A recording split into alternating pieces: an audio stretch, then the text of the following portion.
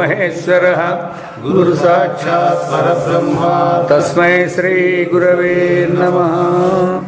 పరమాత్మకులారా, విశ్వశాంతికి అధ్యాత్మ విద్య యొక్క ఆవశ్యకత ఎంతైనా ఉంది. మరి కాబట్టి అటువంటి దానికి ఆ అధ్యాత్మ విద్యకు సాధన ఏమి అనేది ఈ దినం.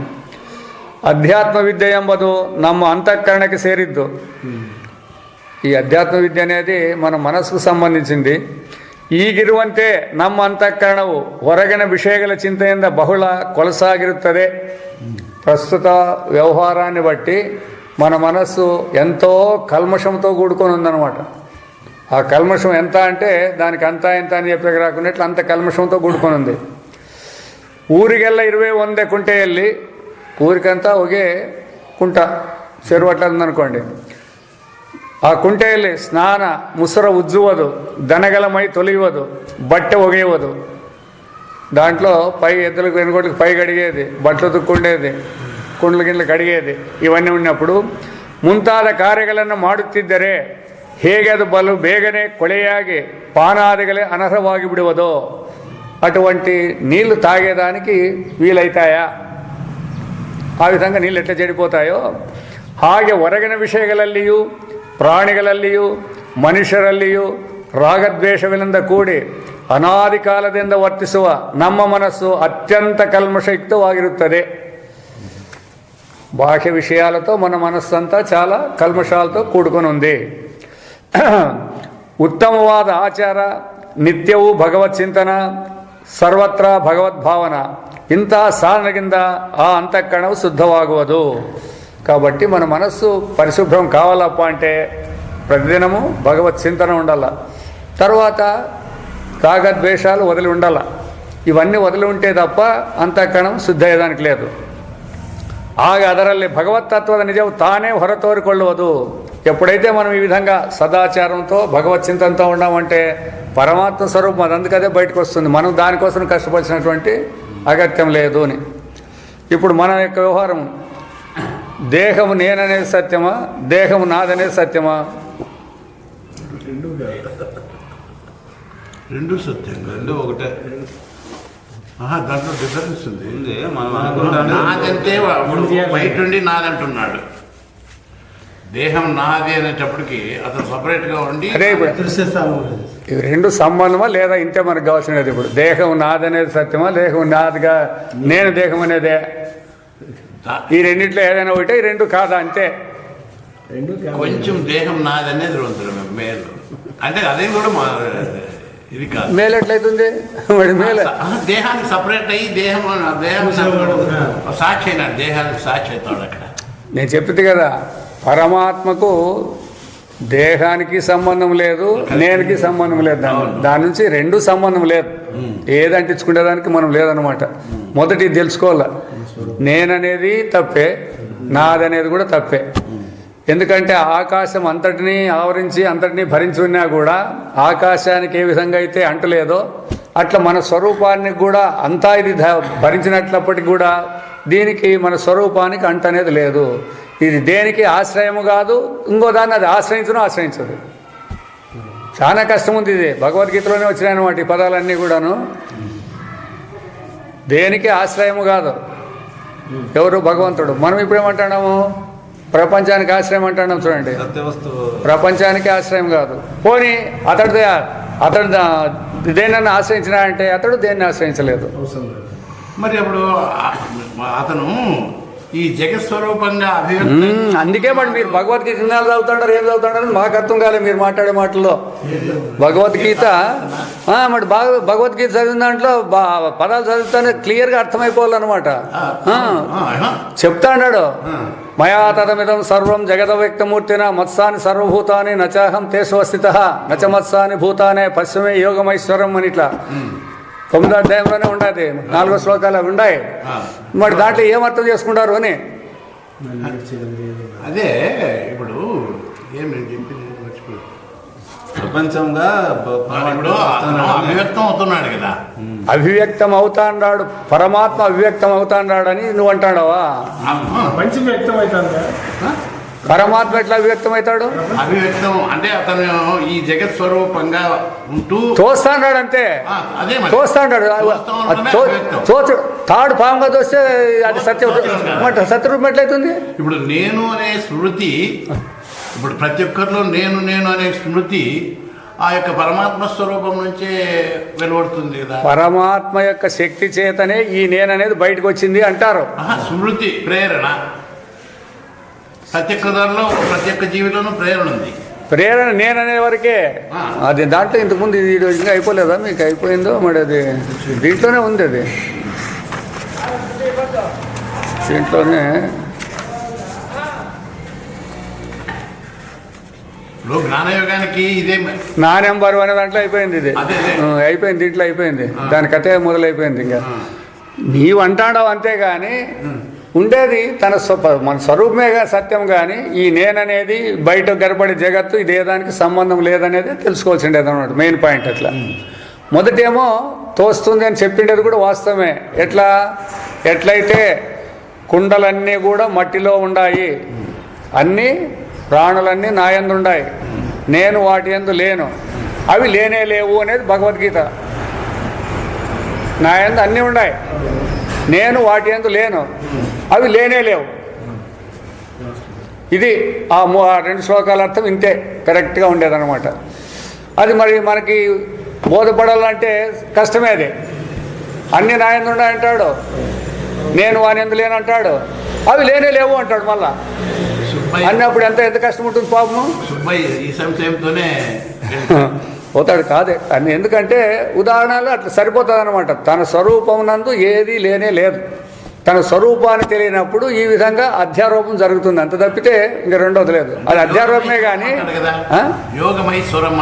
యోగమైశ్వరం అంటే చెప్తాడు. నా మాయ అంటాడు. మాయ అంటే ఏమర్థము? లేనిది నా మాయలో తోస్తుంది అంటాడు. మరి ఇంకేముంది దాంట్లో? ఏం సరికేముంది? ఇప్పుడు అంతా అదే ధ్యాన. దాంట్లో ఇప్పుడు నీ నీడ ఉంటుందప్ప, నీడ సత్యమా? మరి నేను నిడిచిలే అది స్వతంత్రంగా ఉందే పోనీ. అట్లనే ఇది కూడా అంటాడు. మొత్తం సృష్టి అంతా కూడా అదే విధంగా జరిగింది అంటాడు. నాకేమి సంబంధం లేదు. ఎట్లయితే మనిషికి నీడ ఉంటుందో ఆ నీడికి స్వతంత్రం లేదు, పోనీ అది స్వతంత్రంగా లేదంటే దీన్ని నిడిచిందే అంటే అట్లా లేదు అంటాడు. అయితే ఆ మధ్యలో జరిగేది ఏమంటే అది కేవలము అజ్ఞానం ద్వారా తెలుసుకోకుండా దాని నుంచి అది జరుగుతుంది. కాబట్టి నీడకి ఎట్లా విలువ లేదో దీనికి కూడా, శాస్త్రానికి దేనికి కూడా, ఈ ప్రపంచానికి విలువ లేదు. ఎందుకంటే ఇది ప్రశ్నోపనిషత్తులో కూడా వస్తుంది. ఇదే నువ్వంటే దాంట్లో వస్తుంది అన్నమాట. ఈ విధంగా ఆయన అంత వినేతలకి అంత కల్పన అనేది వచ్చేది లాస్ట్కి. ఇవన్నీ మీరు ఉన్నాయనుకుంటారు, ఇవన్నీ కల్పన. ఎట్లయితే మానవుకు నీడు ఉంటుందంటారు చూడు, ఆ నీడ ఎప్పుడు ఉంటుంది? పోనీ ఏడన్నా ఖర్చుకుంది ఏడన్నా కానీ ఏడా ఖర్చుకోలే. ఎండ కానీ లేదా వెలుతురు కానీ వస్తే పడుతుంది. అట్లా అజ్ఞానం ద్వారా ఈ ప్రపంచం వస్తుంది కానీ లేకపోతే సంబంధమే లేదు నడుస్తుంది. కాబట్టే జిజ్ఞాసులు బాగా గుర్తుపెట్టుకుంటే తప్ప మనకి ఇది ఎక్కేది లేదు. అవి అట్లే ఉన్నాయి అనుకుంటే దాన్ని పోగొట్టుకుంటే చాలా కష్టమవుతుంది. కాబట్టి దీనికి అధ్యాత్మ విద్య ప్రచార, ఈ అధ్యాత్మ విద్యను ఎట్లా ప్రచారం చేయాలని. అధ్యాత్మ విద్య ఎంబదు నమ్మొಳಗಿನ ಬೆಳಕು. ఇప్పుడు మన నమ్మొಳగిన ಬೆಳಕು అన్నట్లయితే చాలామందికి మన దేహంలో ఉండేది అనేది అర్థమవుతుంది. మన స్వరూపానికి సంబంధించింది అది వెలుగు అనేది. మనం ఏమి చేసుకుంటాము? దేహంలో ఉంది ఇది అని అనుకుంటాము. ఉండని అని ಆತ್ಮನು ಚೈತನ್ಯ ಪ್ರಕಾಶ ಸ್ವರೂಪನೇ ಆಗಿರುವುದರಿಂದ ಅವನನ್ನು ಬೆಳಗುವುದಕ್ಕೆ ಮತ್ತೊಂದು ಬೆಳಕು ಬೇಕಿಲ್ಲ. స్వయం ప్రకాశం కాబట్టి ఆయన ప్రకాశపరిచేదానికి మళ్ళీ వేరొక ప్రకాశం అవసరం లేదు. మన ఎలరిగో మహాదీపద ప్రకాశవు, ఇంట్లో ఉన్నటువంటి దీపపు యొక్క వెలుతురు బాగిలు కిటికీలను ముచ్చుకొండరుವುದರಿಂದಲೂ, వాకిన్లు కిటికీలు మూసివేసి ಗೋಡೆ ಸುತ್ತುಗಟ್ಟಿನಿಂದಲೂ ಹೊರಕ್ಕೆ ಹರಿಯದೇ ಇರುವುದರಿಂದ చుట్టూ గోడ ఉంది, కిటికీలు వాకిళ్ళన్నీ వేసినాము, ఇంకా లోపల ప్రకాశం బయటకు ఎట్లా వస్తుంది? వచ్చేయలేదు. ಹೇಗೆ ರಾತ್ರಿ ಸರಿ ಹೊತ್ತಿನಲ್ಲಿ ರಾತ್ರಿ ಇಂಟಿಗೆ వచ్చినాడు ఈయన.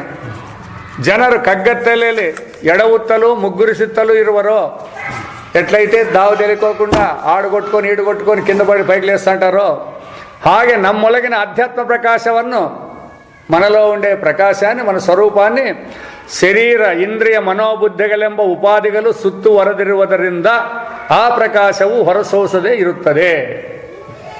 ఇప్పుడు ఏం అడ్డమప్ప మీ స్వరూపాన్ని తెలుసుకుండేకి మీకు అంటే మన యొక్క దేహము, ప్రాణము, మనస్సు, ఇంద్రియాలు ఇవే అడ్డం.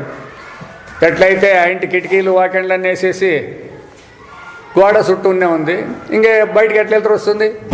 అట్లా మన యొక్క ప్రకాశం, మన స్వరూపం కూడా మనకు తెలియకోకుండా పోయేదానికి కారణం ఏమి అంటే ఇవన్నీ నేను అనే వేసుకుంటాం, మనం అడ్డం వేసుకుంటాం ఇప్పుడు దీనిలన్నింటినీ. కాబట్టి వీటిని వదగొట్టినారంటే మన స్వరూపం స్వతంత్రంగా ఉంటుంది అని. ಯಾವಾಗ ಅಂತಃಕರಣದ ಕಲ್ಮಶ ಹೋಗಿ ಆ ಮನಸ್ಸು యొక్క ದೋಷಂ పోయి ಇಂದ್ರಿಯಗಳು ಸಾತ್ವಿಕ ವಿಷಯ ಸೇವನೆಯಿಂದ ಸ್ವಚ್ಛವಾಗುವವೋ ಆಗ ಆತ್ಮಪ್ರಕಾಶವು ಎಲ್ಲೆಲ್ಲಿಯೂ ಹರಡಿಕೊಳ್ಳುವುದು. ఈ విషయ చింతన ఎప్పుడు వదిలినామంటే స్వయం ప్రకాశంగా మన స్వరూపం బయట అంతా వ్యాపించి ఉండడానికి అవకాశం వస్తుంది. ಆಗ ಆತ್ಮಪ್ರಕಾಶವು ಎಲ್ಲೆಲ್ಲಿ ಹರಡಿಕೊಳ್ಳುವುದು. ಮಾದರಿಯ ಆತ್ಮನಿಷ್ಠ ನಡತೆ ಅಧ್ಯಾತ್ಮ ವಿದ್ಯಾ ಪ್ರಸಾರಕ್ಕೆ ಬೇಕಾಗಿರುವ ಮುಖ್ಯ ಸಾಧನವು. కాబట్టి ఆత్మనిష్ఠులైనళ్ళు వాళ్ళు మనకి ఎగ్జాంపుల్గా ఉండాలి, ఉదాహరణంగా ఉండాలి, ఆదర్శంగా ఉండాలి. అట్లా వాళ్ళ ప్రవర్తన ద్వారా మాత్రమే సాధ్యమవుతుంది అంటుంది. బోధలు ఏమీ అవసరం లేదని, బోధలు తక్కువే ఉండాలంట. బోధలు ఈ ఉపదేశాలు ఇవన్నీ చాలా అవసరం లేదంటుంది. వాళ్ళ యొక్క ప్రవర్తన ద్వారానే 100 అంతలు చేంజ్ అయ్యకుందంటది. మహాత్ముల యొక్క ప్రవర్తనే అందరినీ మార్చగలిగే శక్తి ఉంది అని. బోధ తర్వాత సరే దానికది వేరే. బోధ కంటే ఇది ఎందుకంటే ఆచరణ ప్రధానం. 100 మాటలు చెప్పేదానికంటే ఒకటి ఆచరించే సులభం అని చెప్పిండేది కష్టంగా ఉంటుంది. కాబట్టి దాన్ని ఆచరించే మహాత్ములు ఎవరైనా ఉంటే ఇది సులభంగా ప్రచారంలోకి వచ్చి ఇదవుతుంది. ಉಪದೇಶಗಳು, ಉಪನ್ಯಾಸಗಳು, ಗ್ರಂಥಗಳು ಆ ಸಾಧನವಿಲ್ಲದೆ ಇದ್ದರೆ ಬರೇ ಅರಣ್ಯ ರೋದನವಾಗಿರುವವು. ఎవరైతే చెప్పే వాళ్ళ దగ్గర ఈ సరుకు లేకుండా పోతే, ఆ సరుకు ఆచరణ ఏం చెప్తాడారో ఆచరణ లేకపోతే వాళ్ళు చెప్పే ఉపదేశాలు కానీ, వాళ్ళు చెప్పే గ్రంథాలు కానీ, వాళ్ళ వ్యవహారం అంతా అరణ్య రోదన అంటే ఎవడు లేని చోట అరిచినట్లు ఎట్లుంటుందో అంత ప్రయోజనం లేకుండా ఉంటుంది. మరి పూర్ణ విద్య అంటే ఏది? విద్యయు ఎందుకే పూర్ణవాదంతే ఆಯ್ತು, ఎప్పుడప్ప ఇది తెలుసుకునేది ముగిసిపోతుంది అని. దానికి దీనికి మన వాళ్ళు వేదాంతం అని పేరు పెట్టిండేది. తెలుసుకునేది అంతము ఉండకూడదు. ఇంకా రెండోది ఏమి? ఈ ఉపనిషత్తులు అనేవి వేదాల యొక్క చివరిలో ఉండనేది ఒక అర్థం వేదాంతం అనేది. కాబట్టి ವಿದ್ಯೆಯು ಎಂದಿಗೂ ಪೂರ್ಣವಾದಂತೆ ಆಯಿತು.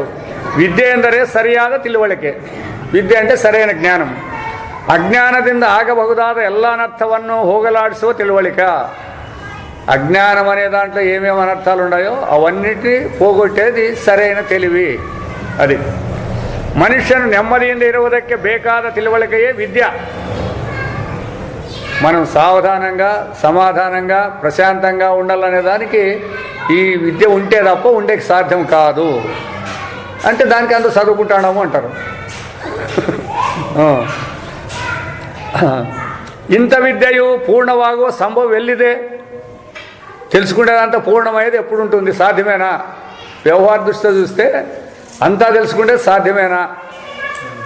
ತಿಳಿವಳಿಕೆಯು ದಿನದಿನಕ್ಕೂ ಹೆಚ್ಚುತ್ತಲೇ ಇರಬೇಕಲ್ಲವೇ? ಜ್ಞಾనం దినదినం అభివృద్ధి అవుతుంది కదా. ఈ శంకయు ಕೆಲವರಿಗೆ ఉంటాగుತ್ತದೆ. ఇప్పుడు అదే ఉండేది. ఇప్పుడు భౌతిక విజ్ఞానం పెరిగింది కదా, మారింది కదా అంటున్నారు. ఉదాహరణకి చెప్పాలి, ఏమేమి మారినాయి అని చెప్పాలి మీరు ఎవరన్నా కానీ.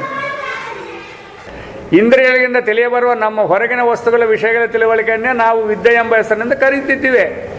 మనమేం నేర్చుకుంటున్నాము? విద్య అంటే ఏమనుకుంటారు? ఇంద్రియాల ద్వారా బాహ్య విషయాలను తెలుసుకునేదే విద్య అని మనం అనుకుంటున్నాం.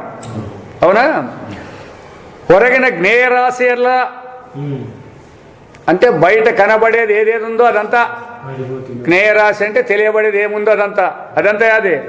ಪೃಥಿವಿ, ಅಪ್ಪು, ತೇಜಸ್ಸು, ವಾಯು, ಆಕಾಶ ಎಂಬ ಈ 5ರಲ್ಲಿ ನಮ್ಮ ಹಿರಿಯರು ಅಡಕ ಮಾಡಿರುತ್ತಾರೆ. మీ సరుకునంత ఈ పంచభూతాలు విడిచిపెట్టి స్వతంత్రంగా ఏదన్నా 6వ భూతం ఉందే. ఇప్పుడు మేము కనిపెడతామని ఎగరలాడుతున్నారు కదా, ఈ 5 దాంట్లో తప్ప కొత్తది ఏదైనా కనిపెట్టినారా? ఆపదికే కనిపెట్టినారు వీళ్ళు. ఇది ఎంతన్నా ఎన్నాళ్ళైనా కనిపెట్టి ఈ 5 ఇడిచిపెట్టి మీరు వేరే కొత్త చేసిన ఆపదికే కనుక్కుంటారు వీళ్ళు. ఎవరు? ఋషులంతా. అందుకే వాళ్ళకి స్వభావం అన్నీ తెలిసిపోయినాయి అన్నమాట. దీనిలో సరుకు లేదు అని తెలుసుకొనే వాళ్ళు ముందుకు పోయిండేది. మనం దీనిలోనే ఎదురులాడుతున్నారు. చంద్రుడు లేకపోయి దుమ్ము తేవాలా, బుధుని లేకపోయి నీళ్ళు పట్టు రావాలా అని ఇట్లా పట్టినాడినారు. ఉండేదాన్ని ఎదురులాడుతున్నారే కానీ మీరేం కొత్త చేసిండేది ఏంటి ఉండే ఇక్కడ. కాబట్టి వాళ్ళు ఋషులు అప్పుడే చేసేసినారు. ಇವಕ್ಕೆ ಮಹಾಭೂತಗಳೆಂದು ಹೆಸರು. ಈ ಭೂತಾಲ ಕಂటే పెద్ద ಭೂತಾలు లేవు. ఇంకా ಈಗಿನ ವಿಜ್ಞಾನ ಶಾಸ್ತ್ರವು ಈ ಭೂತಗಳಿಂದ ಆಗಿರುವ ವಸ್ತುಗಳ ತತ್ವವನ್ನೇ ಶೋಧನ ಮಾಡುತ್ತಿದೆ. నీళ్ళు తీసుకుంటేది, దాన్ని కాగబెట్టేది, ఇది హైడ్రోజను, ఇది ఆక్సిజను, ఇంకోటి ఏదో గాలి అని కలిపెట్టేది. మన్ను తీసుకుంటేది, దాంట్లో 2 తీసుకుంటేది. రాళ్ళు పగులు కొట్టేది, దీంట్లో ఇది ఉంది, దాంట్లో ఇది ఉంది. ఇంతే కదా వీళ్ళు చేసేది. ఎంతసేపు చేసినా కొత్తవి ఏమైనా చేసినారా అని. సైన్స్ విజ్ఞాన శాస్త్రం అంతా కూడా ఏం చేసినా కూడా ఈ 5 ఏదో దాన్ని తీసుకునే చేస్తుందే కానీ స్వతంత్రంగా వేరే ఏదైనా తీసుకొని చేసిందే లేదు. ಆದ್ದರಿಂದ ಅದಕ್ಕೆ ಆದಿಭೌತಿಕ ವಿದ್ಯೆ ಎಂಬ ಹೆಸರನ್ನು ಕೊಡಬಹುದು. అది ఆదిభౌతిక విద్య అంటే ఈ పంచభూతాలతో ఉండేదాన్ని తెలుసుకునేదానికి ఆదిభౌతిక విద్య అని. ಈ ವಿದ್ಯೆಯು ದಿನದಿನಕ್ಕೂ ಬೆಳೆಯುತ್ತಲೇ ಇರುವುದು. ಹಿಂದಿನ ನಮ್ಮ ನಾಗರಿಕತೆ ಎಲ್ಲವೂ ಈ ವಿದ್ಯೆಯ ತಳಹದಿ ಮೇಲೆಯೇ ನಿಂತುಕೊಂಡಿರುತ್ತದೆ. ప్రస్తుతం ఉన్నటువంటి మన నాగరికత అంతా కూడా ఈ విద్యలోనే ఇమిడి ఉంది. మనం అన్నట్ల ఫోన్లు గీన్లు అనేది అంతా దీంట్లోనే ఉంది మన నాగరికత అంతా. ಆದರೆ ಈ ವಿಶ್ವದ ವ್ಯಾಪಾರಗಳನ್ನೆಲ್ಲ ಮೇಲು ವಿಚಾರಣೆಯಲ್ಲಿಟ್ಟುಕೊಂಡಿರುವ ದೇವತೆಗಳು ಬೇರೆ ಇದ್ದಾರೆಂದು ವೇದದಲ್ಲಿ ಹೇಳಿರುತ್ತದೆ. ఇంకా పైన ఇదంతా జరగాలప్ప అంటే ఆ దేవతల యొక్క ఆధారం ద్వారానే ఇదంతా ఉంది. వీళ్ళనేది వీళ్ళదేం కాదు. ಆಸ್ತಿಕರು ಹಾಗೆಂದು ನಂಬಿಯೂ ಇರುತ್ತಾರೆ. ದೇವತೆಗಳ ಅನುಗ್ರಹವಿಲ್ಲದೆ ನಮ್ಮ ಹೊರಗಿನ ಪ್ರಪಂಚದ ವ್ಯಾಪಾರವು ಯಾವುದೂ ನಡೆಯುವುದೇ ಇಲ್ಲ.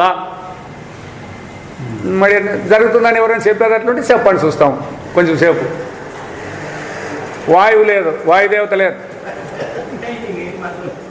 వరుణదేవత లేదు, సూర్యదేవత లేదు. సమస్య లేకపోయినా అనుభవిస్తున్నాం.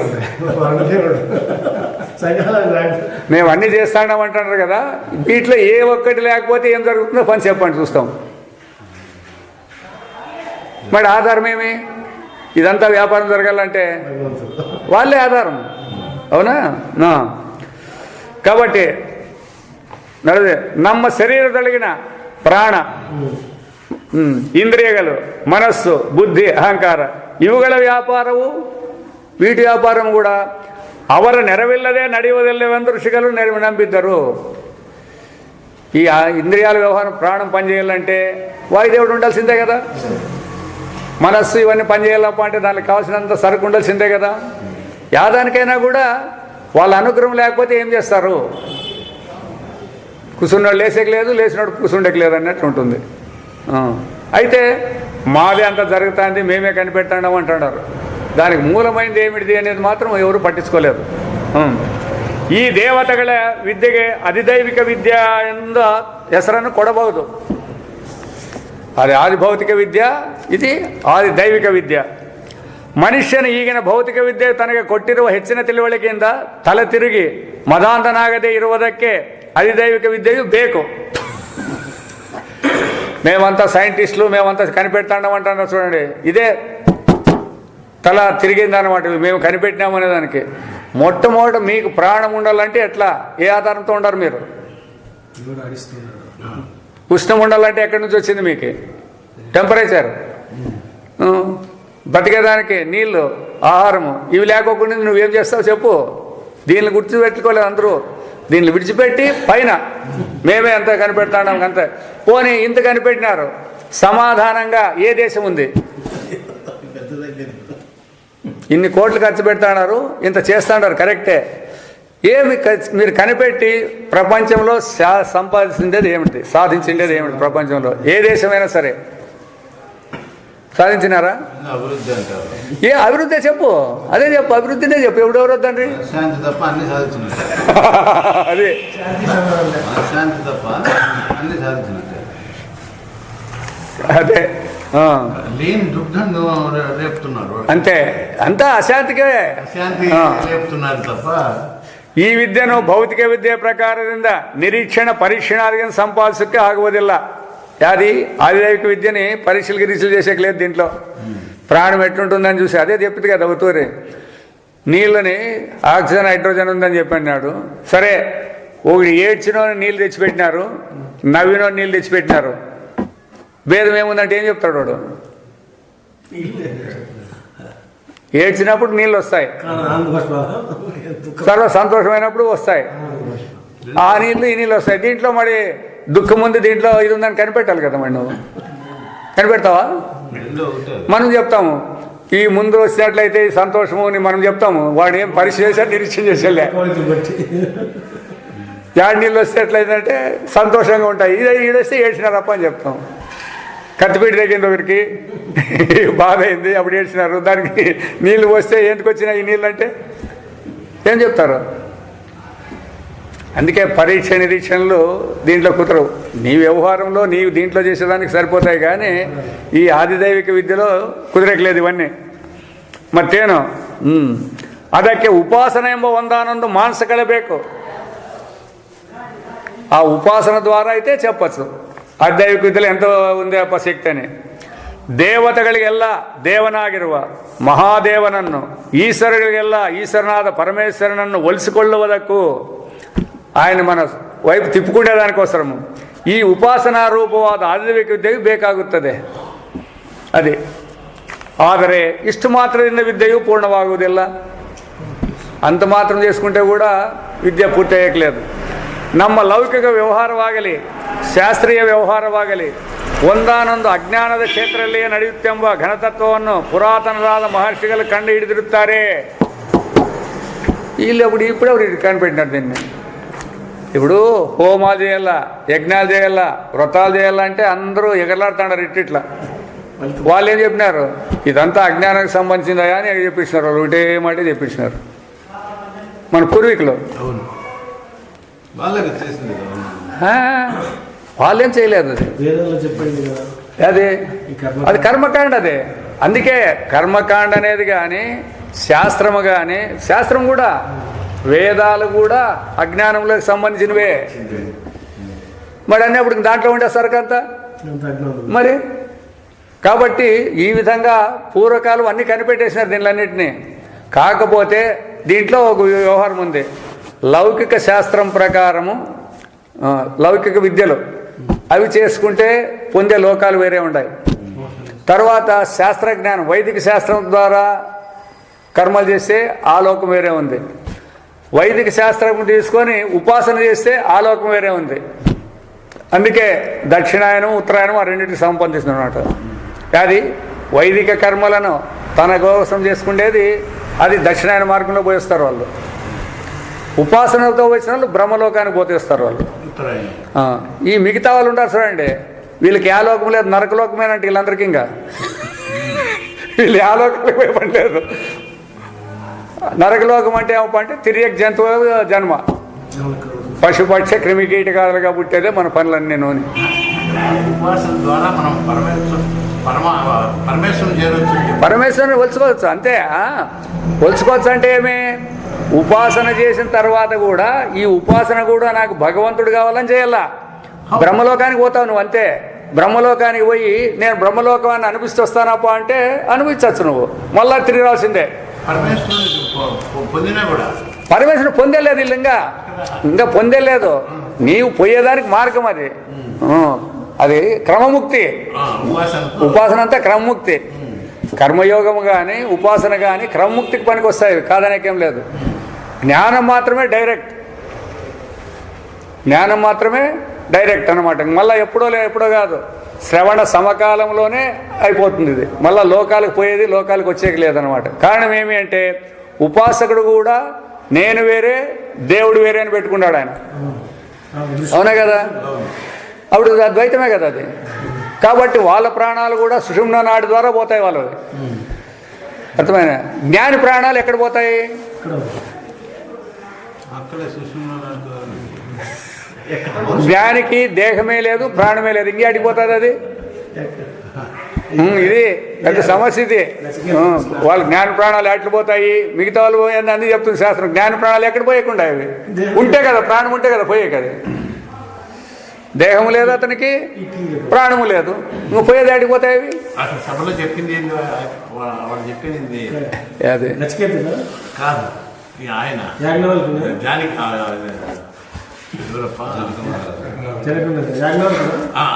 యాజ్ఞవల్కి చెప్పిన ప్రాణాలు ఎక్కడ పోతాయంటే జ్ఞాని ప్రాణాలు ఎక్కడ పో? ఎందుకంటే జ్ఞాని ప్రాణాలు ఉంటే కదా పోయేకి ఎక్కడన్నా. జ్ఞానికి ప్రాణాలు ఉంటే పోతా అంటాను మీరు అన్నట్లు ఎక్కడన్నా, కానీ జ్ఞానికి ప్రాణాలే లేవు, ఇంకెక్కడ పోతుంది అది? ఎవరు చూస్తే మీరు ఆయన దేహం అనుకుంటే అది పంచభూతాల్లో కలుస్తుంది అంతే. పంచభూతాలు కలుస్తాయి అంతేగాని పోయేది వచ్చే మార్గాలు లేవు. పోయి వచ్చే మార్గాలు ఇవే. అది ఈ శాస్త్రోక్త కర్మలు ఇవి ఉన్నాయే, ఇవి పోయి వచ్చే లోకాలు. అందుకే మీరు ఏ లోకానికి పోయినా కూడా స్వతంత్రం లేదు, తిరిగి రావాల్సిందే ఎవడైనా కానీ. నేను స్వర్గానికి పోయినాను కదా ఈడే ఉంటానంటే లేదు, బ్రహ్మలోకానికి పోయి నేను ఈడే ఉంటానంటే ఉండట్లేదు, తిరిగి రావాల్సిందే. అట్లా ఏ లోకానికి పోయినా మనకు స్వతంత్రమేం లేదు. మానవ లోకంలో ఉండు, స్వర్గలోకం ఉండు, పితృలోకంలో ఉండు, యా ఉన్నా ఎక్కడ పోయినా కూడా తిరిగి వచ్చే లోకాలు. అందుకే లోకము అంటే తిరిగి వచ్చేది. అది ఉపాసకుంది, ఉపాసన చేసిన వాడికి పోయేది, జ్ఞానికి కాదు పోయేది. ఉపాసకునికి ఆ మార్గం కూడా పోతుంది అనమాట. ఆ అజ్ఞానవే ಎಲ್ಲ అజ్ఞానಗಳಿಗೂ తాయి పేరాగిరో మూల అజ్ఞానము. అది మన స్వరూపాన్ని తెలుసుకోకుండా ఉండే అజ్ఞానమే. ఇంకా అన్ని అజ్ఞానాలు వ్యవహారంలో ఏటేటి ఉండే అవన్నిటికీ కూడా తల్లివేరు ఉన్నట్లు అది. ಆ ಅಜ್ಞಾನದಿಂದಲೇ ನಾವು ಜ್ಞಾತೃಗಳು ಕರ್ತೃಗಳು ಭೋಕ್ತೃಗಳು ಎಂಬ ತಿಳುವಳಿಕೆಯು ನಮ್ಮಗಳಿಗೆ ಅನಾದಿಯಿಂದಲೂ ಬಂದಿರುವುದೆಂದು ಬಲ್ಲವರ ಕಲ್ಪನ. మీరు కల్పించుకుంటారు. ఆ తప్పు తెలివి ద్వారా ఏం చేసినారు, మేము తెలుసుకునేవాళ్ళు, మేము చేసేవాళ్ళు, మేము అనుభవించేవాళ్ళు అని కల్పించుకుంటాం. మన స్వరూపానికి మూడు లేవు. మరి ఎట్టొచ్చిందప్ప అంటే ఈ తప్పు తెలివి ద్వారానే ఈ విధంగా నేను తెలుసుకునేవాడు, నేను చేసేవాడు అంటే ఏదైనా జ్ఞానం కావాలి కదా, దాన్ని తెలుసుకునే జ్ఞాతృ కర్తృ భోక్తృ అంటాం చూడండి. ఈ మూడు పదాలకి చెప్తారు అన్నమాట. ఇది తప్పు తెలివితో కల్పించుకుంటారని పూర్వులు చెప్పేశారు వాళ్ళు. ఎవరు? మహానుభావులు కనుక్కున్న వాళ్ళు. ಈ ಅಜ್ಞಾನವು ಹೋಗುವುದಕ್ಕೆ ಬೇಕಾದ ಜ್ಞಾನವು ಅಧ್ಯಾತ್ಮ ವಿದ್ಯೆಯಿಂದ ಬರುತ್ತದೆ. ఇది ఆ ఆత్మవిద్య బ్రహ్మ విద్య ద్వారా మాత్రమే ఈ అజ్ఞానం పోతుంది, కానీ ఇంక వేరే ఏ విధంగా మీరు ఎన్నన్నా చేయండి పోయట్లేదు. అది అందుకోసమే మాకు మా స్వరూపం తెలుసుకోవాలని సంకల్పం కలిగేదే చాలా పెద్ద కష్టం అని చెప్పిండే. దీన్నే అనిండి అది ఇంకేమి కాదు. చాలామందికి మన స్వరూపాన్ని తెలుసుకోవాలని ఎవరికి ఇంట్రెస్ట్ లేదు. ఇంకా ఏదో తెలుసుకుంటే ఏమో కావస్తుందనే దానికే ఉండరు అందరూ జనం అంతా కూడా. మీరు చెప్పాలి పెద్ద పెద్దోళ్ళు అనొచ్చు. పెద్ద పెద్దోళ్ళు అంటే వాళ్ళు మీ దృష్టిలో పెద్ద పెద్దోళ్ళు.